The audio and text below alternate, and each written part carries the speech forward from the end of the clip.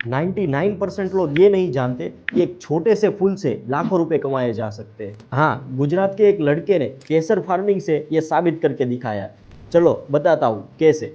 ये farming एरोफोनिक्स technology base है कि जिसके अंदर मिट्टी की जरूरत नहीं पड़ती, क्योंकि इसमें बस एक कंट्रोल एनवायरनमेंट के अंदर कश्मीर जैसा ठंडा टेम्परेचर मेंटेन किया जाता है और ह्यूमिडिटी भी मेंटेन की जाती है। एक रूम में वर्टिकल रेक्स के ऊपर हजारों सेफ्रॉन बल्ब्स उगाए जा सकते हैं। 1 केजी केसर की प्राइस 3 से 5 लाख तक होती है। अगर साल के अंदर 5 केजी भी केसर हमने उगा दिया तो आराम से 20 लाख तक का टर्नओवर हम कर लेंगे। केसर की डिमांड हमेशा हाई रहती है क्योंकि ये एक सिर्फ मसाला नहीं है, ये एक मेडिसिन भी है।